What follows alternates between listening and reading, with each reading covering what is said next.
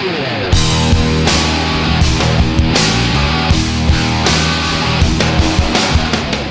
now listening to The Bryan Callen Show with your host, Bryan Callen. Ladies and gentlemen, once again, The Bryan Callen Show with my esteemed colleague in a lime green or a fuchsia green shirt.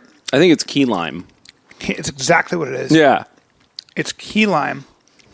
A key lime pie shirt, very Cuban of you, and wonderful khakis. I have a belly full of, this is when you know you've been living in LA too long, organic turmeric layered chicken fingers. Oh, wow. I'm not done. Go on. Some quinoa tabbouleh. Ooh. That's an ancient grain, isn't it, Bryan? Do I eat any other grain? No. I mean, I can't believe I even eat grain. I mean, ladies and gentlemen, I stopped eating bread and my whole life opened up. And then I'm eating some 12-month aged manchego. People hate when you chew into the mic, so I'm not going to. I'm going to keep it under my tongue. And I'm like gonna a lozenge. I'm going to absorb all that sheep protein Oh, wow. into my mouth membrane. So attractive. Take a second to throw up, everybody. This podcast is actually hugely popular with bulimics. Oh, my God. They just listen to Bryan describe his eating habits, and, you know. I'm at this really fancy, store, and they had pH balanced. Let me read that bottle. It says,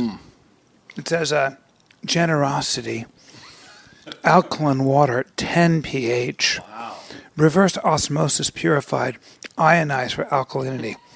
I should be punched in the face for even buying it. Yeah. But it looked refreshing as fuck because it was a see-through bottle with this beautiful blue wording on it. So when you do that, you go, I'm thirsty. Yeah. And how did you react to the pH 10 thing? Oh, well, my body is now balanced. The amount of money that has been made, the number of houses that have been bought over labeling waters and tonics and potions, pure, balancing, and detoxifying. Well, think about soda, right? Soda is just a can of sugar water, right? Yeah. But they create an emotional experience. What's the difference between Royal Crown Cola or, President's Choice Cola and Coca-Cola? A lot, as in years of ingraining into my head. That's right. That things are good when I drink Coke, like it's America's soft drink. That's right. Yeah. So there's a whole bunch of emotional associations that they've created so that they can sell you sugar water, and you will feel like, I must have that kind of sugar water rather than a different kind. When I was growing up in Saudi Arabia, you can only get Pepsi. I don't know why. And my mother would always talk about real Coca-Cola and how she was dying for a real Coca-Cola. And back then it would come with in bottles, and she always talked about real Coca-Cola. She drank it. This is my mother, and she drank one, and I was watching her, and she went, "This is not right." And I said, "What?" She goes, "It's not right." First of all, we had to find the glass bottle. Right. And then she looked on the label, and she said, "I knew it." And I said, "What?" She said, "They're using corn syrup and not sugar." Yeah. Damn it. I can't get a real Coke anymore. And, well, anyway. Well, that's Mexican Coke now. Yes. I tried a Coke. I eat healthy, and I probably haven't had a Coke in I don't know how long. And it's not because I'm, but my buddy, who's a martial arts instructor and a health expert or whatever he is, but he's in great shape. And he poured this ice cold Coke, and he drank some, and he said, "Dude, I want you to try this." I went, "Why?" He goes, "It's the best thing in the world." Wow. And I took a sip, and it was the best thing I've ever had in my life. So, yeah. Anyway, the bottom line is your RC Cola or what at all doesn't compare to my Coca-Cola. Wow, Bryan. See, and that's the thing. You endorse the product for free. Coca-Cola has a, And I would never have them sponsor me because I don't drink their stuff. I had that thought. I've talked about this before, but I had that thought if people came to me and said, "We'll give you $2 million to sponsor Coca-Cola." I know I couldn't do it. Yeah, but you just did it for free. I did do it for free. Yeah, that's true. It was delicious. But I don't think there's anything wrong with drinking a Coke once in a while. I just don't want to do it because I don't drink it. So I'd be lying. Well, but I think that's the thing. It's like all of these things in moderation. Yeah, we always forget that word, especially in California. Who was it we had on the podcast who said we live in the weirdest place in the world? Was that Joe Henrik, maybe? I think it was Joe Henrik. Yeah, because he's Western, educated, industrialized. I can't remember what the other one is, and democratic, right? But the weirds are this culture that have sort of risen to the fore. Our American culture is always reinventing itself and always it's a form of chaos. It's a form of destruction and then rebuilding, right? I mean, think about Donald Trump, who I think is actually mentally ill, and Obama said something great. He goes, he doesn't know much, and he's also not interested in learning what he doesn't know. No. And I bet you he hasn't read. I was talking to my father about this. I bet you he hasn't read 5 books in his life. I don't know. It's pretty clear that he doesn't read. And there was a good article that made the point that you don't have to be a big reader to be a great president necessarily. No. Dwight Eisenhower used to read short executive summaries, right? But Dwight Eisenhower also won World War II. Yeah. So there's a big difference between being a failed businessman and winning World War II. Right? Yeah, and of course he himself didn't win World War II. No, not single-handedly. But he was an effective general. He was actually very good at the nitty-gritty. Yeah. He was very good at doing the shitty jobs people didn't want to do. He was meticulous and always kept his emotions in check. Mm-hmm. And he had an affair with a woman, and the letter he wrote her, she was desperately in love. She was his assistant, and they were both in love, And he decided it was going to be a bad thing to keep it going, and he sent her a short telegram saying something to the effect of, "My correspondence with you will now cease. I hope you will check in with me from time to time, as I will always be interested in how you are getting on." Mm-hmm. And that was it. Yeah. Well, anyway, that's... So, but I think to segue off of the American culture always reinventing itself, that's really sort of gets to the core of what mixed mental arts is about. Yeah. Because I forgot to say this is MMA for the mind. Yeah. Damn it. But I'm sure that everybody enjoyed your thoughts on the beverage industry. Thank you. God, what a bunch of drivel. But back to substance. Yeah, but so there's 2 sort of dominant ways of talking about culture right now, right? Which is the software that your brain runs. Mm-hmm. And the first way of talking about it is, my culture is better than your culture. La la la la. You should all be like me, right? The other way is sort of the liberal way, which is like, there's all this painful trauma of, past cultural imperialism and, the Holocaust. And so they just don't want to talk about culture at all or pretend that culture matters. Let's focus on institution. Let's spend a bunch of money. That's how we're going to solve things like education and health and, develop poor countries. Well, then by the way, I'd add to that, the biggest taboo, in fact, is to talk about cultural deficits. Yeah. If you were to say that your culture is part of the reason or all of the reason you're not doing well socioeconomically. And that's what we're going to say on the Bryan Callen show. I mean, those are very, very dicey, sticky subjects. Your culture may work or have worked over here, but doesn't work for this ever-changing world, or it just doesn't work, period. And that's the whole point of mixed mental arts. Yeah. And so that's why we're going to be talking about culture in a third way, right? And that third way is the way that the Japanese thought of culture in the Meiji Restoration. Jesus. So this is, it's a whole third way. It's very exciting. That? The Japanese and the Meiji Restoration. That's right, because we study with Master Kim. That's how it's. That would be Korean. And they don't have the best relationship. I was going to say, never confuse. But Meiji. That's just how a samurai would say it. But that's so we can have maybe a character called Meiji who is our samurai warrior, and he's going to cut through culture and show us what's on the inside. Do you ever notice how they stop short of? They're so precise, Meiji. Well, there's always like that's sort of more yakuza, right? Yeah. Like they're like hontoni. Yeah, it's intense. Karen. Yeah, it's very intense. But then there's like Japanese schoolgirl, which is more like hontoni nihongo ga dekimasu ka? Right? And that's sort of like much more fluid. But they have very strong differences Two extremes. Two extremes. Yeah. So anyway, so in the Meiji Restoration, so for 200 years under the Tokugawa shogunate, the Japanese shut themselves off from the world. They were total isolationists. Yes. Yep. And they had this one island, Dejima, near Nagasaki, where pretty much only the Dutch and the Chinese and to some extent the Portuguese could trade, right? Mm-hmm. But they were all isolated to this one island. And over those two... Was this when Shogun was supposed to take place? Was that the time? Yeah, that because I remember James Clavell. I mean, his character was, I think, a Dutch or a Portuguese tradesman. Yeah. And the way the Japanese looked at how dirty they were. Oh, they didn't like them at all. And they were hairy. Yeah. And they were horrifying. Yeah. Yeah. And there's also there's strong associations, like the whole hairy thing. So there's an indigenous group of people in the north, the Ainu. Yeah, and they're very hairy as well. They look very Aryan. Well, they probably are. They look white. I mean, don't they? They look... There's some sort of mixture in there. Yeah, they look Afghani or something. Yeah. They don't look Chinese. Those are the indigenous people too. That's right. But so there's a whole bunch of cultural associations in Japan with, hairiness and all of that sort of stuff. And primitive. Yeah, and big noses. Like when you go to Japan, they focus on how big our noses are. Yeah. They're incredibly racist. They are. And a lot of the Meiji Restoration isolationism has carried over. I think they've accepted exactly 0 Syrian refugees, and they could use immigration. Yeah, it's a huge. The Japanese have serious problems with sustaining their population because they're all so old. Yeah.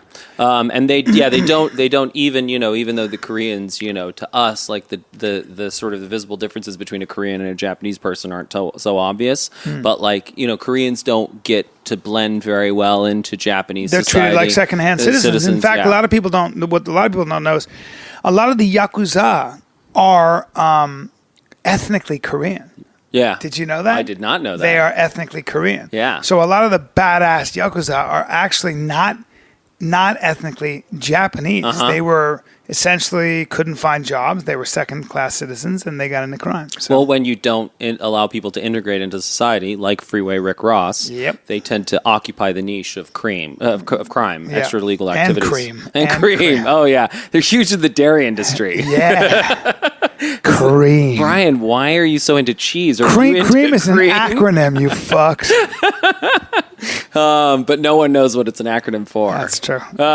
Keep that to ourselves. Anyway, keep going. So they shut themselves off for 200 years, and then Commodore Perry, who's a U.S. Navy guy, sails into Tokyo Harbor with these big black ships, they're steamships, and have these massive cannons. And so the Japanese basically are like, holy shit. Like, we've locked ourselves off from the world for 200 years.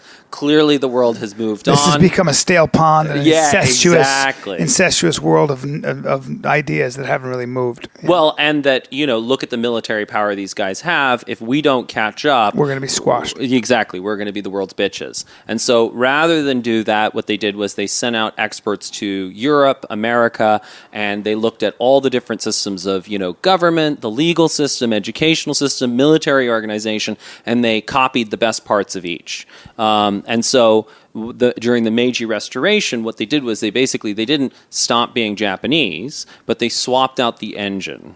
Right? And that is how, human progress often works. So, Super Freakonomics has done a good job of popularizing the story about how, there was a huge problem with pollution, right? Yeah. Back during the days of the horse-drawn carriage, and that was horse shit. The streets were covered in horse shit. And so then the car comes along, and suddenly it's like, what a pollution-saving device. Yeah. It just pumps out these harmless gases. Yeah. But then, when you get enough of these harmless gases, that becomes an issue too. Yeah. But if you look at the old horse-drawn carriages and you look at the first cars, they look basically the same. Yeah, they do. You've just swapped out the form of locomotion. So that's essentially what the Japanese did with their culture. They swapped out the driving forces. So they moved from being a feudal culture to being an industrial culture. Yeah. And now, we've moved into another environment, which is the information age culture. And so there are a whole bunch of intuitions and behaviors that, you and I need in order to thrive in this environment. So, for example, we have to have a very different relationship to knowledge, where, when we make mistakes, we embrace them, and we analyze them, and we use them to get better. And that's a rare... That is a rare thing. But look at Silicon Valley. That's sort of the core value of Silicon Valley is failing fast and failing forward and all that stuff. Yeah. And the strange thing, for Katie O'Brien and I, is that then when you have people like Mark Zuckerberg or Bill Gates and they want to reform education, they're not trying to copy that core value of their culture. What they're trying to do is, we're going to give you resources and we're going to give you iPads and all that sort of stuff. But that's not why they succeed. Well, I talked to an educator, a child development psychologist, and she said, rich people give money to these kids. What kids need is your time. Yeah. They need interaction. And you said, but we'll keep going with what you're saying. But that's why, like I said, do you think that's a good school? And you said anybody who relies on a school to educate their kids is a fool. That's not how you educate your kids. It's what you supplement with your example and all that stuff. Yeah, it's the same. It's the point is that even training in MMA, there's a certain amount of gym time, but also so much of it is what is the attitude you bring to the gym. Oh yeah. Right, and so you can take and to the octagon. I mean, to the actual ring. 100%. It's very, very different. It's a very different pace. It's a very different everything. And that's going to determine how much value you extract from that gym time and how well you do in the octagon. Yeah.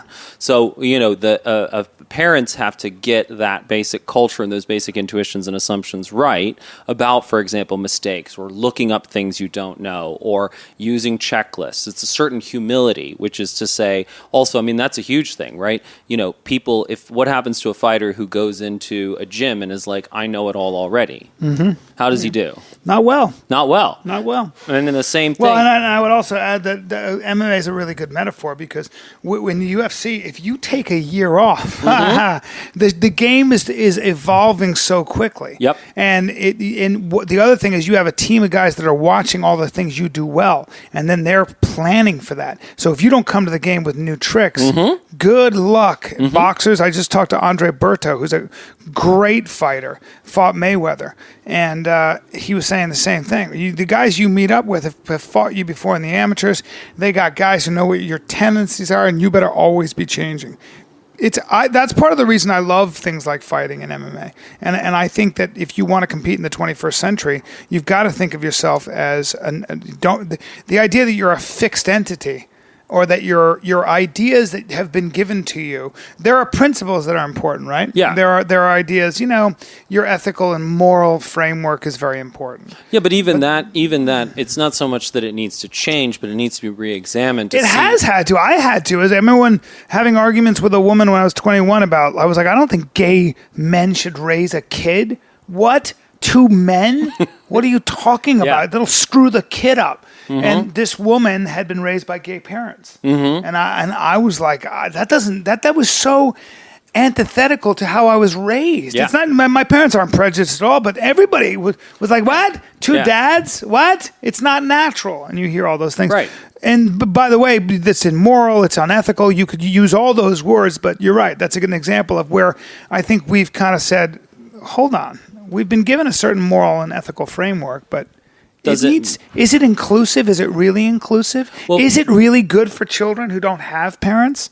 Well, but it's also that humans are bad at figuring out what matters and what doesn't matter. Yeah. Right. So if you see a bunch of immigrants coming in, right, and they're all wearing the hijab and they worship Allah and all that sort of stuff, it's easy to think these people are different, and you tend to focus on the dress and the sort of the visible superficial parts of the culture that don't fit, right, and say that's a problem. Yeah. In fact, there are things that are a problem within their culture. For example, if you remember Tamim Ansari. Yeah. Right. So, corruption is a huge, huge problem in, most of the world. Yeah. But it fundamentally comes down to having more loyalty to your family than to a notion of fairness. Yes. Right? That's another way of saying people are tribal. That's right. When tribalism, and that's a problem in Africa, that's a problem in the Arab world, tribal societies, those are hard things, Somalia, those are hard things to break.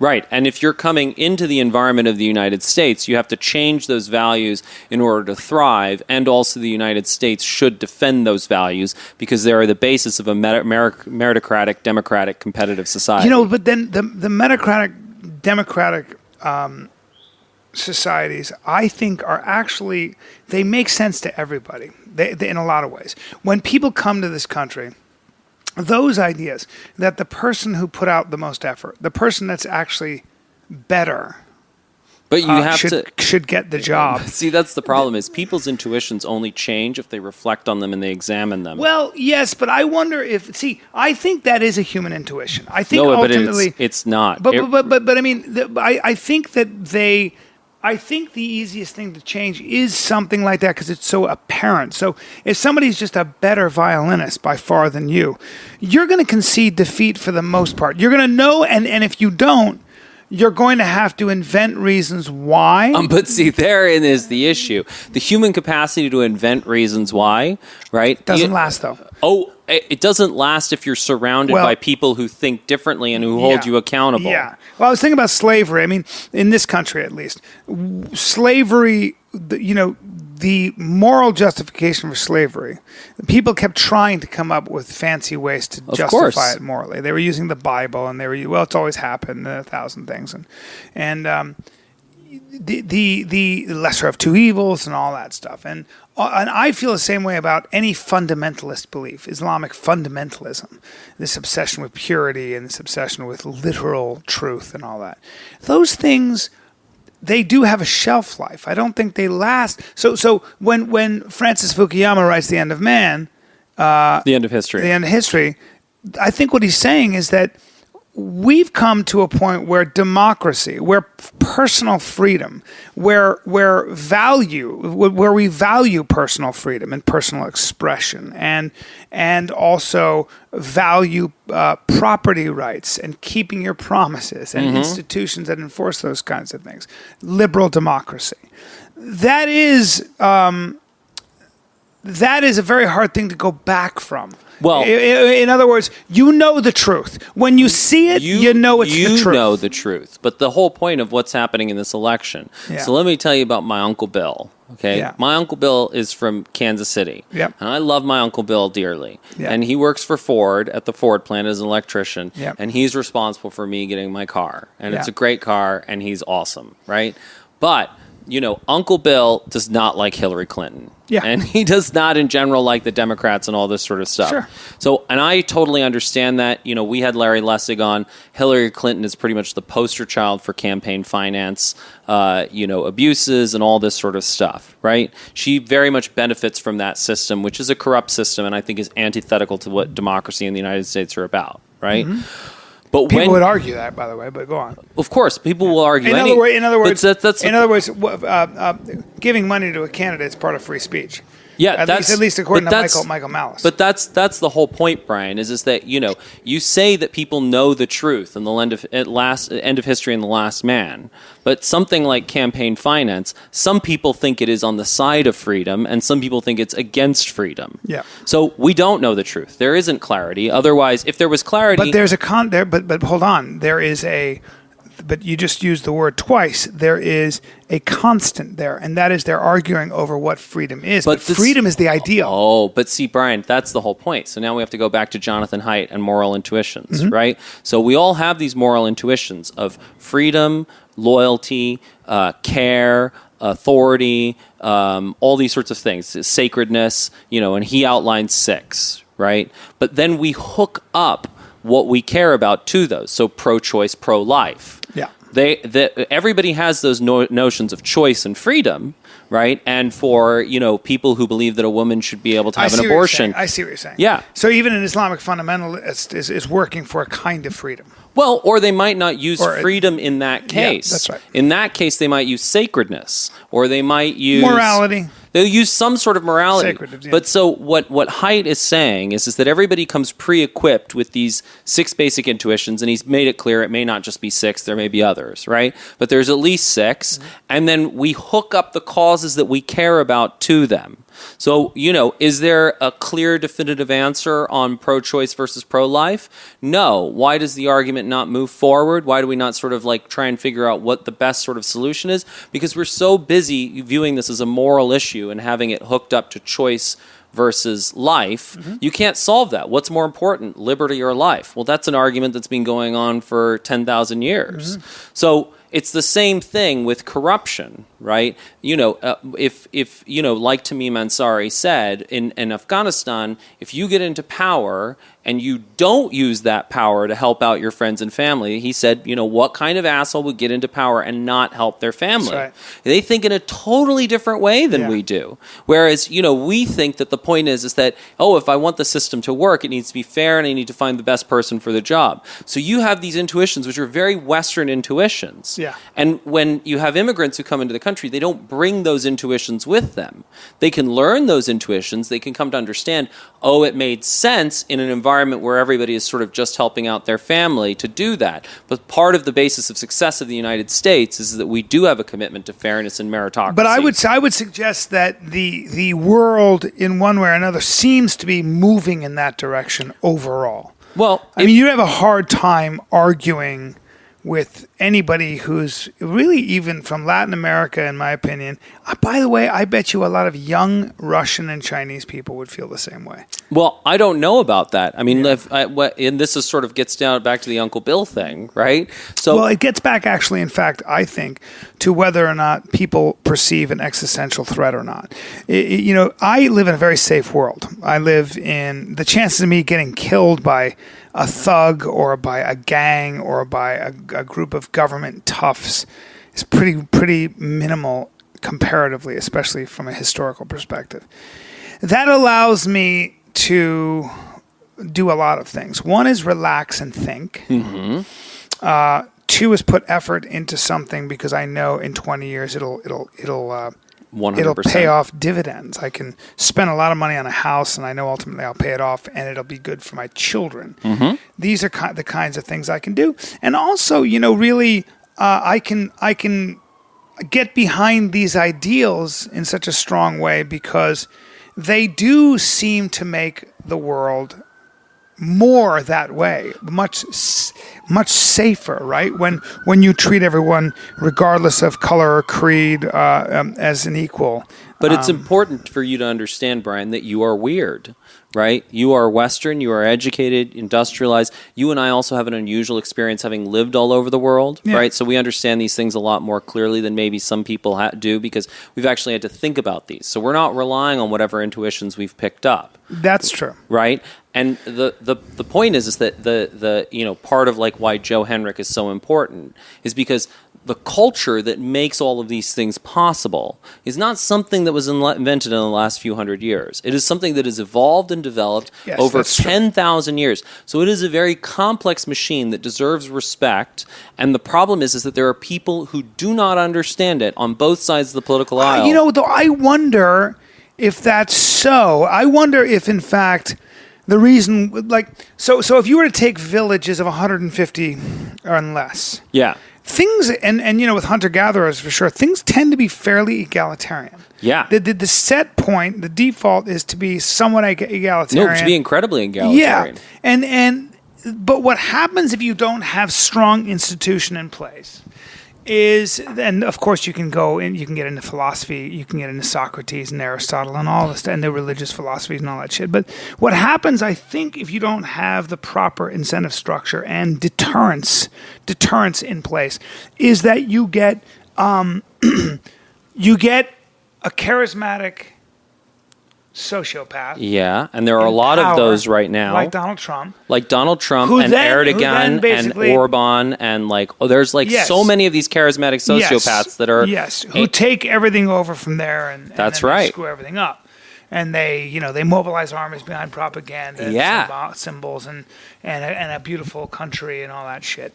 And law and order. That's right. And stuff like that. But I think that one of the good things about the United States is somehow we have been able to check and balance those kinds of demagogues. But that's, there's... I don't even know if I made a point there, but what I was trying to say is here's the fallacy that I think you're buying into. Yeah. Okay. So, Andrew Carnegie always said that in America, it's 3 generations from shirt sleeves to shirt sleeves. Yes. Right? So people who inherit things are not good at maintaining them. That's right. Because they don't understand them, they didn't have to build them from scratch, and so therefore they have a tendency to screw them up.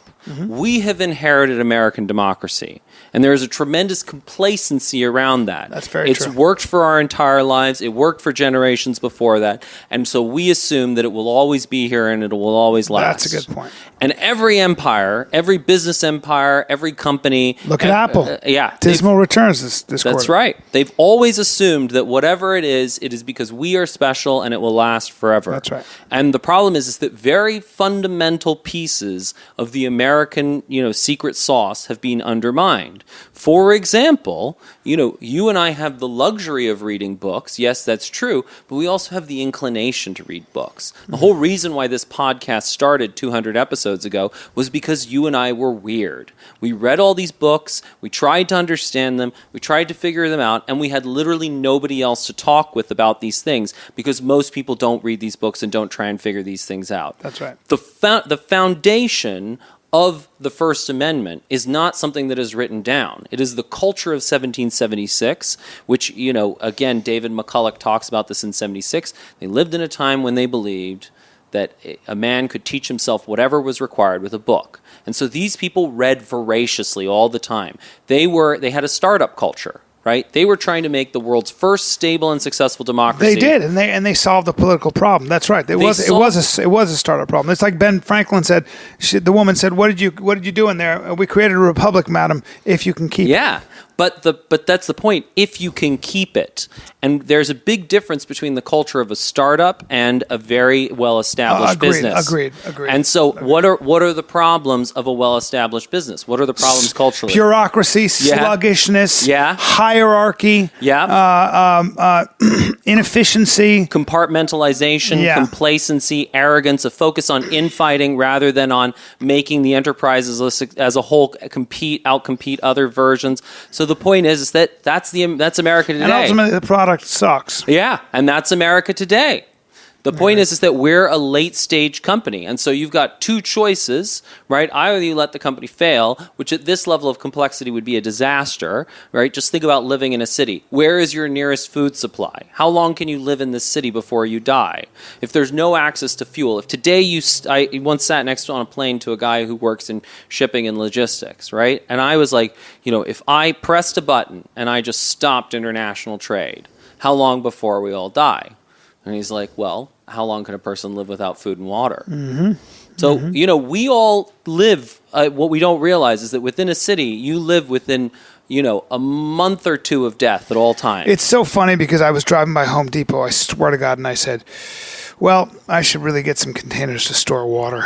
Yeah. But how long would that last? But that's the point, and that's the whole bug out end of the world prepper thing. Yeah. It's like, why not devote some of that energy and time to actually keeping the system alive and making it healthier? Yeah. I think that we do. I think most people, that's not lost on you keep on, people. Brian, you have this, again, you have an emotional intuition that we're okay. And what I'm telling you is that that's dangerous. I don't think that we're okay. I don't think complacency is helpful. And I do think democracy you have to be vigilant. And I do think we're always in danger of losing our democracy in increments. It's an incremental thing. How vigilant do you think people are today? I think if you're talking about the Bush phenomenon, the Trump phenomenon. And the Clinton phenomenon. Because the point is that what we've developed... Well, Clinton's a little bit different in that Clinton feels to people like Obama light or Obama heavy. In other words, Clinton represents, I think to most voters, business as usual, a sensible government insider who has lots of problems. Trump, on the other hand... But the point is my Uncle Bill would say the opposite. But the point is that, what you have in both cases is two echo chambers, right? North Korea, how does Kim Jong-un maintain control over North Korea? Fear, and he isolates them from information. They don't know what the outside world is like. You don't have to live in North Korea to be isolated from other thoughts. You can just be a diehard Democrat or a diehard Republican, and you will exist in a diehard anarcho-capitalist or whatever your diehard fanaticism is, or an Islamic fundamentalist, and you live in this little echo chamber, and everything internally makes sense. But that doesn't mean that your belief system fits reality and is accountable to reality. You have to, if you really want to help this country or any country, what you have to do is you have to approach it like a startup. You have to constantly have the fear, the recognition that you're trying to outcompete much more powerful forces. But see, I think a lot of people feel the same way you do. Who?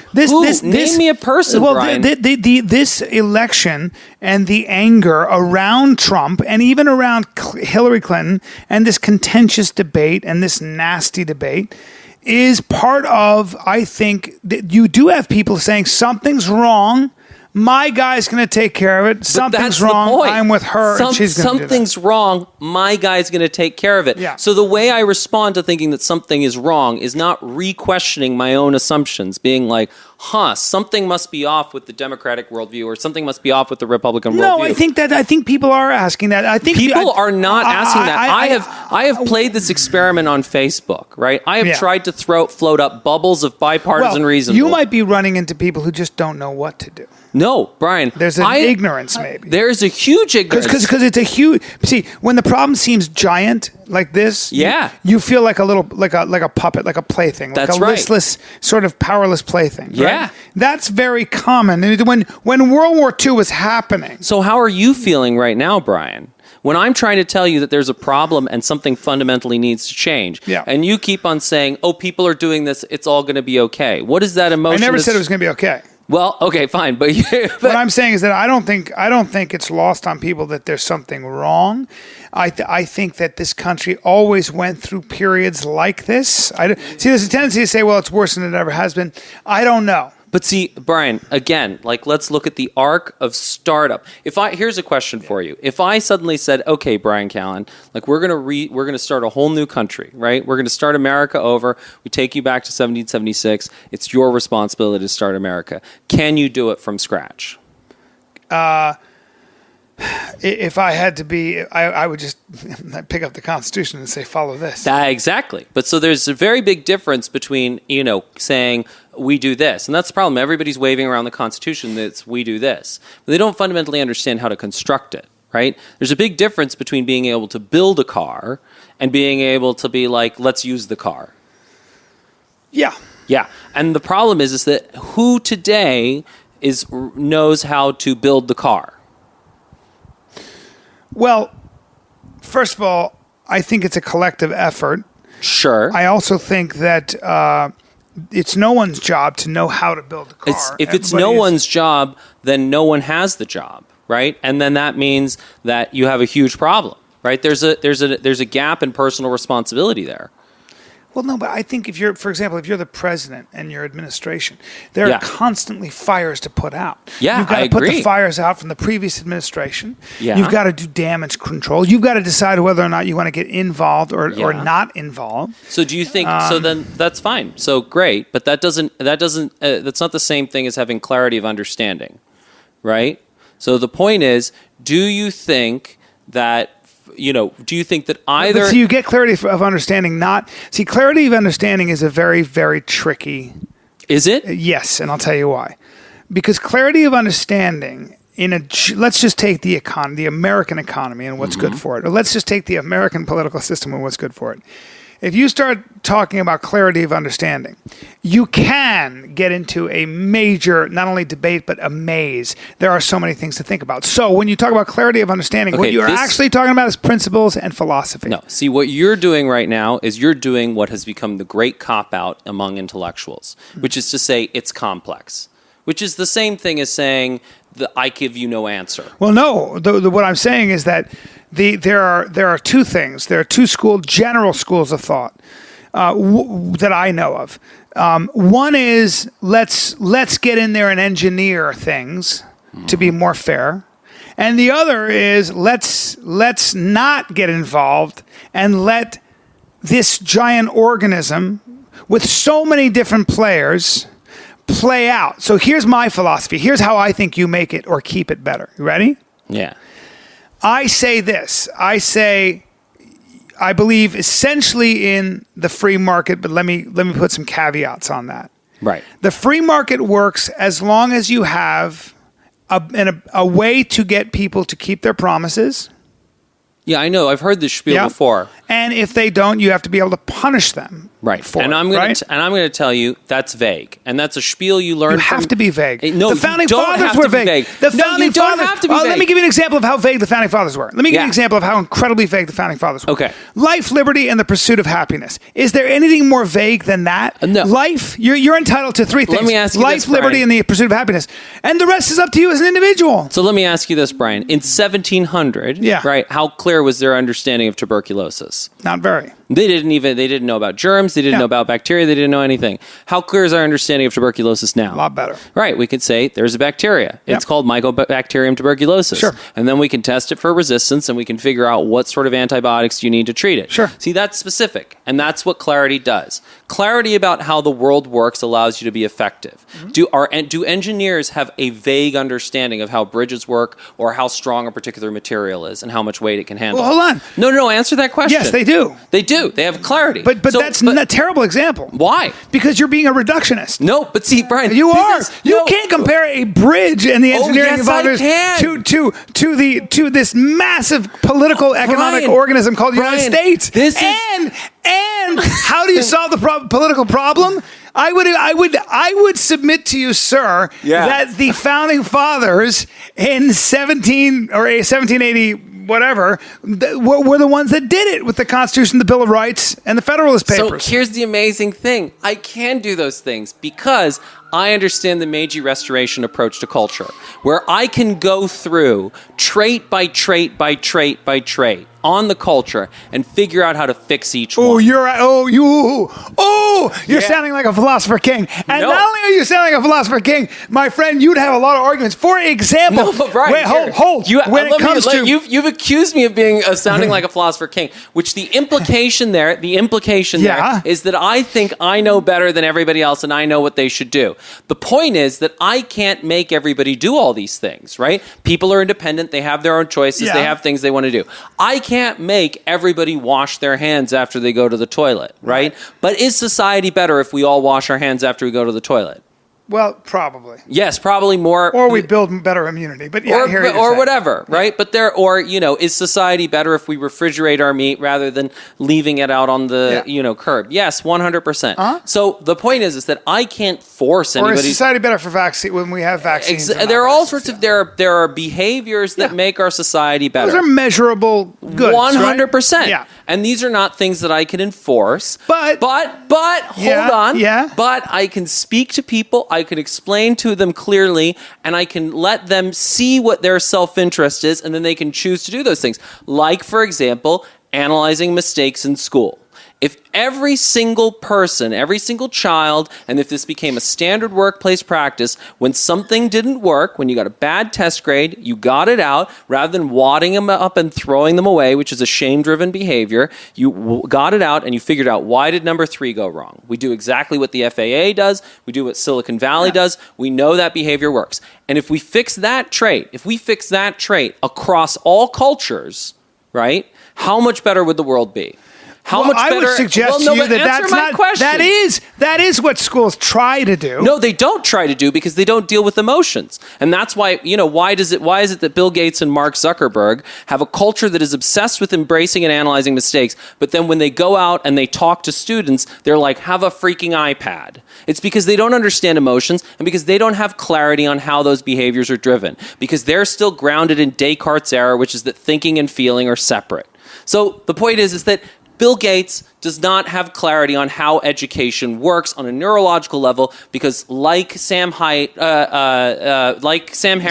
or countless of these other people, these ideas have not diffused within science and they haven't diffused out to the public.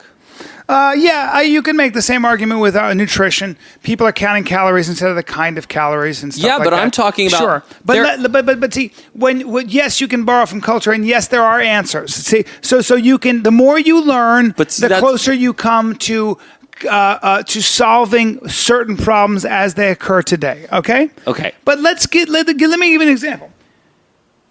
campaign finance reform. I know how you feel about that. You feel strongly. You know that if you came at a lot of conservative philosophers, yes, you would have an argument on your hands. 100%. Yes. And by the way, you probably would end up, both of you guys, or if you were both policymakers, not much would happen, or something would happen, and then it would be repealed. But see, but hold on, Brian. That's the whole point, right? Yeah. So in the same way that before germ theory, there were a whole bunch of competing different theories, right? And for the sake of argument, let's imagine that I'm betting on the bad one, right? Let's imagine that my view on campaign finance is wrong. Right? Yeah. And then I believe in miasmatic theory. And then I go and I talk to these people who believe in germ theory, like Jon Snow, and I say, you're wrong, you're wrong, you're wrong. But the key is how we disagree. Do I disagree? Hold on. Not only that. Yes, the key is also, see, for example, like with our Constitution. Yeah. You're never really going to hear a lot of people say, our Constitution sucks, or, see, the Constitution is a sacred document. Is germ theory. It's sacred. It's germ. I mean, so we know we all. It's a sacred document because it has worked. Yes. Okay. But the point is now the rest is how do you interpret it? Yeah, but part of it is the first commandment, right, in becoming wise is that you have to know yourself, right? Yeah. It's you before you can even or just coming to terms with your own limitations and learning what to do with them. That's right. But you have to have a realistic view of how your mind works. Yeah. Right? And, from having talked to all these people, I went to the fanciest schools in the world, and I never developed a decent knowledge of how my own mind worked. I only had to learn that from reading people like John Haidt and Daniel Kahneman and, Antonio Damasio. Can I ask you a question? Yeah. Do you think it would have changed if you had been raised religious? Well, it depends. Because that's fairly intuitive, isn't it? What do you mean? Well, Sam Harris is working on a very rational model of the brain. But Sam Harris is also a radical atheist. I wonder... No, those two go together. I wonder, though, if your education, your rational education, would have been different, and if you would have been making this claim if you had been raised with the idea that there was a God, and with all the Christian, just for sake of argument, Christian attachments therein. But see, I'm an apostate, Brian. I'm a heretic, Jesus. right? So, I, like you, grew up in many cultures. Destroyer! Yeah, I grew up in many cultures, and you move across all of these different cultures, and then you start to realize what's wrong with each one, right? And so I have gone through a state of apostasy, right, where I have left the culture of science, as it currently stands. I believe in the scientific principle, right? Which is, like believing in the golden rule or anything like that. But the culture of science as it stands today is so deeply flawed that I don't think that, I can really align myself with it. You think the culture of science is flawed? Yeah. Because I would say that we're making exponential gains in science, aren't we? Because aren't we sharing ideas? Aren't we doing exactly what Joseph Heinrich talks about when you have scientists in India Skyping with scientists in Norway, etc.? But the point is that the ideas about how scientists think and about how humans think are not diffusing within science. Because ultimately, what Joe Henrich talks about, right, it's not just about sharing ideas, it's about the way in which we approach ideas in terms of the emotional content that exists between us, where it's not about me being right, it's about us trying to figure out the best solution. Does that make sense? Yeah. And that is not the culture of science. The culture of science is fundamentally today, it's about petty fiefdoms, I wish we approached all problems that way. That's what I'm saying. Gun control. Well, 100%. All right, but what you really want to do, the problem you want to stop is mass murderers. 100%. Yeah. And Brian, if today we could flip the switch, right, and everybody was like, just approach the problems of the world with I don't know, but what I'm interested in is finding the best solution, and there are going to be compromises, but if we talk it through and figure it out, we can figure out what are the reasonable compromises. Well, that would be nice instead of people saying, my philosophy is take everybody's gun away because I believe in central authority, and another guy goes, fuck you. Yeah. I believe in being able to shoot straight. That's right.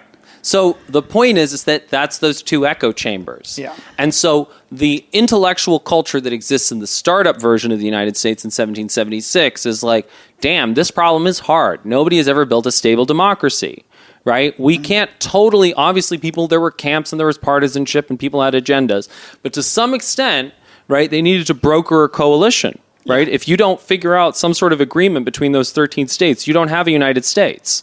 Now it's too easy for red and blue to go onto opposite sides of the aisle and just claim that the other side is responsible for all of their woes. Right. So you've got a very, very different culture today from the one that you had in 1776.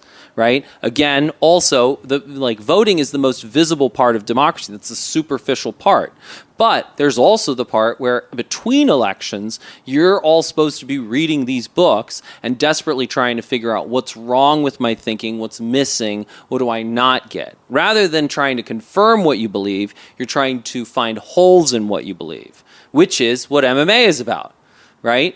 You know, a shitty MMA fighter goes out and is like, I'm good at this thing, so I'm just going to practice this thing I'm already good at. Mm-hmm. A good MMA fighter is trying to find holes in their game.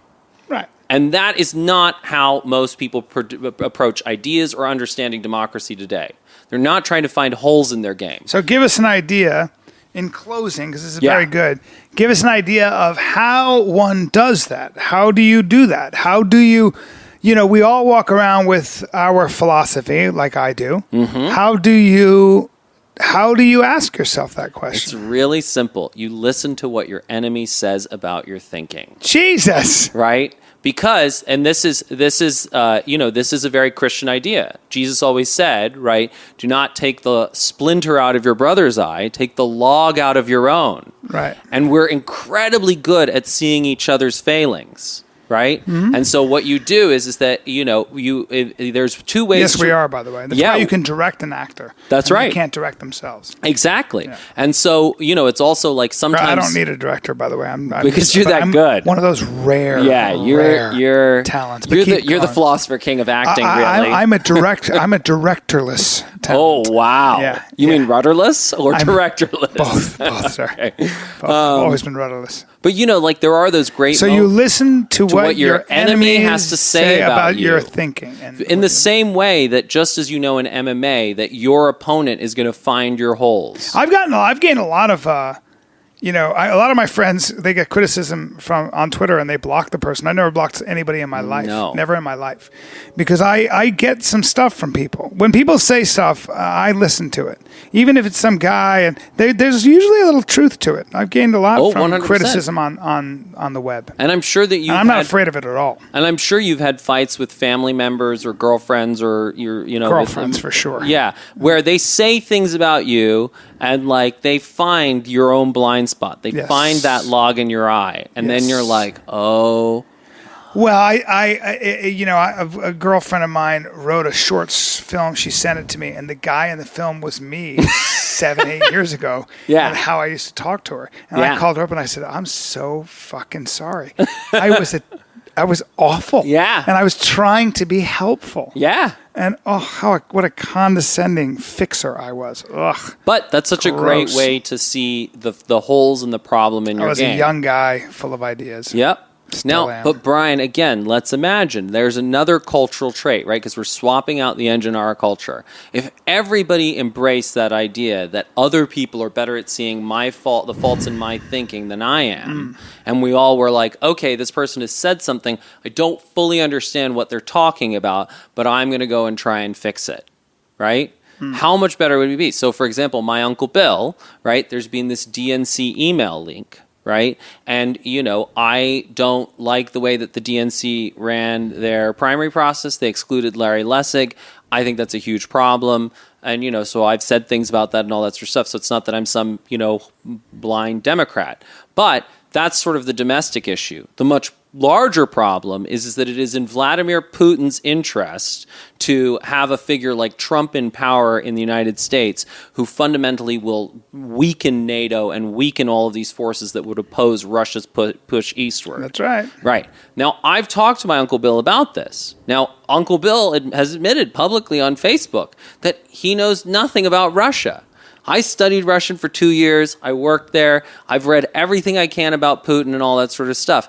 And I know that Vladimir Putin is a dangerous man. Yeah. And that he's an ex-KGB agent, and he knows how to manipulate geopolitics and all of that sort of stuff. Yeah. And so, I don't know if you remember, do you remember Grizzly Man, the documentary?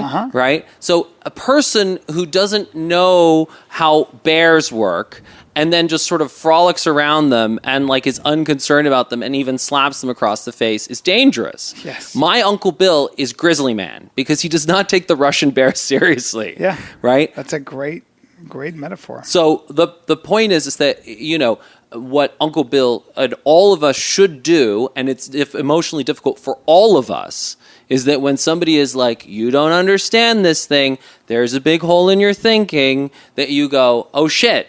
Yeah. There's something there, and it's important to recognize that when somebody points that stuff out to you, like, you know, I'm sure that whatever this girlfriend pointed out in this film, that other people had tried to point that out to you before. Yeah. Right? Of course. But it takes a while to understand what that thing is. Including her. That's right. Yeah. And so it takes, specifically, this is where Kahneman becomes important. So listen to what your enemies say about you. Because what they're pointing out is how you can improve. Barack Obama said one of the reasons I voted for him, actually, and I'm way more conservative typically, at least libertarian, whatever that means. But I voted for him because he said when I hear somebody I disagree with, I listen twice as closely. Yeah. That was pretty cool. I'm going to start saying that even though it's not true. Ladies and gentlemen, I got to get on a plane and go to Phoenix, but that's been 54 minutes of 55 exactly. Jesus, Brian, was that intentional? Heavy-duty shit. God bless you all. And God bless the Meiji Restoration. Yes. The Meiji! Meiji! You've been listening to The Bryan Callen Show with Bryan Callen. Be sure to like him on Facebook. Just search for Bryan Callen Comedy. And follow him on Twitter. Just search for @Bryan Callen. You can also find him online by visiting his website. Just go to bryancallen.com. Until next time, bye-bye.